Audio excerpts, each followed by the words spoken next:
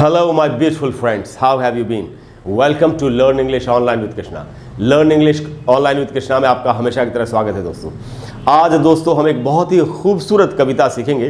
हिम्मत बढ़ाने वाली कविता है ये और ज़िंदगी की खूबसूरती के बारे में ये बताती है हमको।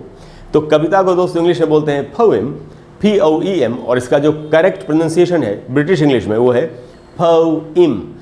प प्लस फ का साउंड है, छोटा ऊ है फ, आज छोटी ई है ई और म, पोइम पोइम पोइम ऐसे पढ़ना है।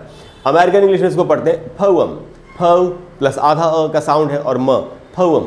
तो पोइम या पोअम हम लोग जो बोलते हैं इंग्लिश में कविता को पोएम, पोएम नहीं होगा दोस्तों, एकदम गलत उच्चारण है। तो पोइम या पोअम इसका करेक्ट प्रोनाउंसिएशन है। तो आज हम एक बहुत ही ब्यूटीफुल पोएम सीखेंगे, खूबसूरत कविता सीखेंगे जिसका नाम है ड्रीम्स। ड्रीम्स का मतलब होता है सपने, और इसको लिखा है एक बहुत बड़े लेखक ने, अंग्रेजी के बहुत बड़े साहित्यकार ने, उनका नाम है लैंगस्टन ह्यूज। तो लैंगस्टन ह्यूज की यह खूबसूरत कविता किस बारे में मैं आपको वैसे ही बताता हूँ थोड़ा सा। ये है सपनों के बारे में। हमारे सपने होते हैं जो हम देखते हैं और उन सपनों के सहारे हम जीवन में, ज़िंदगी में आगे बढ़ने की कोशिश करते हैं। तो कवि या लेखक हमसे ये कह रहा है कि हमको अपने सपनों को छोड़ना नहीं चाहिए, उनको भूलना नहीं चाहिए, यानी कि निराश नहीं होना चाहिए, हार नहीं माननी चाहिए। इसी बात को देखिए कितने खूबसूरत तरीके से कहा गया है। मैं आपको हर सेंटेंस बताता हूँ। पहला सेंटेंस है होल्ड फास्ट टू ड्रीम्स। कवि हमसे कह रहा है होल्ड फास्ट टू का मीनिंग क्या है। इसकी दो मीनिंग होती है कि या तो किसी चीज़ को पकड़ के रखना ज़ोर से, उसको छोड़ना नहीं, या किसी चीज़ में बहुत गहरा विश्वास होना, अपने विश्वास को टूटने नहीं देना। तो दोनों ही तरीक़ों से इसकी मीनिंग वही निकल रही है कि अपने सपनों को पकड़ के रखना चाहिए, होल्ड फास्ट टू ड्रीम्स, या अपने सपनों में विश्वास करना चाहिए, कभी हार नहीं माननी चाहिए। फॉर इफ़ ड्रीम्स डाई, देखिए दोस्तों ये जो फॉर वर्ड है यहाँ पर, इसकी मीनिंग वही है जो बिकॉज की मीनिंग होती है, यानी इसका मीनिंग है क्योंकि। फॉर का यहाँ मीनिंग है क्योंकि। फॉर की एक दूसरी मीनिंग भी होती है के लिए, फॉर मी मेरे लिए, फॉर यू तुम्हारे लिए, वो मीनिंग तो है ही, वो तो हम जानते ही हैं। फॉर की दूसरी, इंग्लिश में एक ही वर्ड की कई कई मीनिंग्स होती हैं, हमको सारी मीनिंग सीखनी चाहिए। तो फॉर की दूसरी मीनिंग होती है क्योंकि, वही इसकी मीनिंग है यहाँ पर, क्योंकि इफ़ ड्रीम्स डाई, क्योंकि अगर हमारे सपने मर गए, हमारे सपने अगर ख़त्म हो गए, life is a broken winged bird that cannot fly. तो हमारी ज़िंदगी जो है, life is a broken winged bird.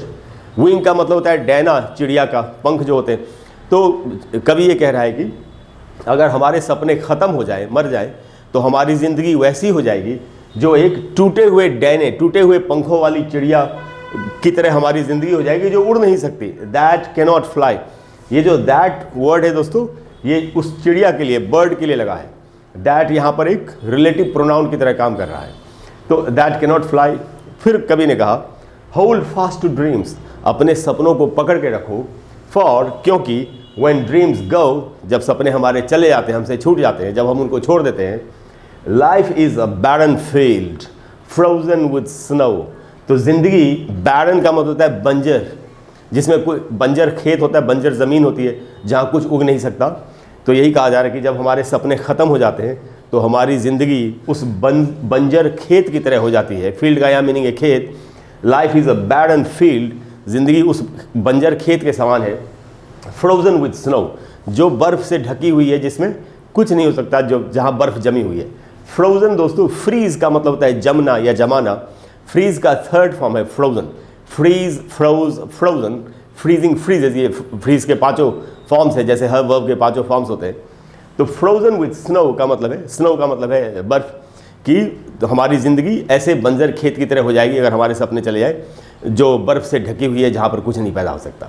तो दोस्तों आपने देखा, बहुत ही छोटी और बहुत ही खूबसूरत कविता है। मुझे पूरी उम्मीद है कि आपको ये कविता अच्छी लगी हुई और आपने वर्ड्स की मीनिंग भी सीखी। अब जो आपने सीखा, जो आपने वर्ड्स की मीनिंग सीखी, आप इनको कहीं और भी इस्तेमाल कर सकते हैं अपनी इंग्लिश बोलने में या लिखने में। अगर आपको क्लास अच्छी लगी हो आज की, तो प्लीज़ वीडियो को लाइक करें और शेयर करें और चैनल को सब्सक्राइब करें। अगली बार आपको फिर से कोई खूबसूरत चीज़ इंग्लिश में बताने की कोशिश करूँगा, जिसको सीखने के बाद आपके लिए इंग्लिश में लिखना या बोलना और भी आसान हो जाएगा, और आपको इंग्लिश लैंग्वेज से आपकी जो मोहब्बत है, आपका जो प्यार है, वो और बढ़ेगा। कोई भी ऐसा टॉपिक है, कोई दूसरी ही कविता है जो आप चाहते हैं कि मैं आपको बताऊं, तो प्लीज़ आप कमेंट बॉक्स में लिखिए। मैं कोशिश करूंगा जल्दी से जल्दी आपको उस पर एक वीडियो बना करके दे दूं। Thank you very much for all your love, your support, your kindness. I will see you in the next class. Bye bye.